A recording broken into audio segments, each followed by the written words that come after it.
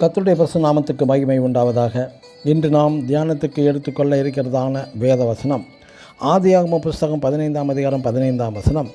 நீ சமாதானத்தோടെ உன் பிதாக்களிடத்தில் சேருவாய், நல்ல முதிர் வயதிலே அடக்கம் பண்ணப்படுவாய். ஆமேன். இங்கு தேவன் ஆபிரகாமை ஆசீர்வதித்து அநேக வாக்குத்தத்தங்களும் கொடுத்து கடைசியாக ஆபிரகாமின் இறப்பை குறித்தும் முன் அறிவிக்கிறார். அதே போல் ஆதியாகமம் 25ஆம் அதிகாரம் 8ஆம் வசனத்தின்படி ஆபிரகாம் நல்ல நரை வயதிலும் முதிர்ந்த பூரண ஆயுசிலும் மரித்து தன் ஜனத்தாருடைய சேர்க்கப்பட்டான் என்று உள்ளது. மோசமான நரை வயதில் என்று பரிசுத்த வேதத்தில் குறிப்பிடாமல் நல்ல நரை வயது, நல்ல முதிர்ச்சியான அனுபவத்தில் முதிர்ந்த பூரண ஆயுள் என்று குறிப்பிடப்பட்டுள்ளது. அந்த வாக்குத்தத்தம் நிறைவேறுவது எப்படி என்றால், சகல பூரண ஆசீர்வாதங்களுடன், பூரண கிருபையுடன், பூரண ஆரோக்கியத்துடன், பூரண ஆவிக்குரிய ஐசுவரியத்திலும் நிறைந்தவனாக மரிக்கிறான் இங்கு ஆபிரகாம்.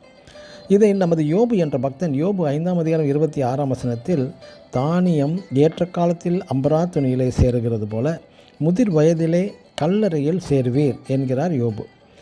தேவனோடு நடக்கும் வாசம் செய்யும் தேவ பிள்ளைகளின் வாக்குத்தத்த வசனமே மேற்சொல்லப்பட்ட வசனம். அதாவது தானியமானது, கோதுமை மணியானது நன்றாய் விளைந்து பக்குவம் அடைந்த பின் உபயோகிக்கத்தக்கதாய் இருக்கின்ற சமயத்தில் அடிக்கப்பட களத்திற்கு கொண்டு வரப்பட்டு அடித்து உதிர்ந்த பின் மூட்டையாக கட்டி சேர்க்கப்பட்டு பின்பு பயன்படுத்தப்படுகிறது. அதுபோல் நாமும் உபயோகமற்ற அந்த காலத்தில் அல்ல, பாரமாக இருக்கும் காலத்தில் அல்ல, நாம் அனைவருக்கும் உபயோகப்படும் நேரத்தில், தகுந்த நேரத்தில் மரிக்க வேண்டும் என்கிறார் பக்தன் யோபு. பிரியமானவர்களே, இன்று அநேகர் தங்களது வரும் காரியங்களை குறித்து கவலைப்படுகிறார்கள்.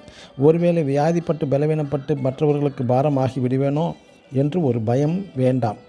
தேவனின் வாக்குத்தத்தத்தை அப்படியே விசுவாசித்தவன் நாம். விசுவாச தந்தை ஆபிரகாம் விசுவாசித்தது போல நடந்தும் விட்டது. இன்றும் கூட உங்கள் விசுவாசத்தின்படியே உங்களுக்கும் ஆக கடவது. ஆமென். God bless you.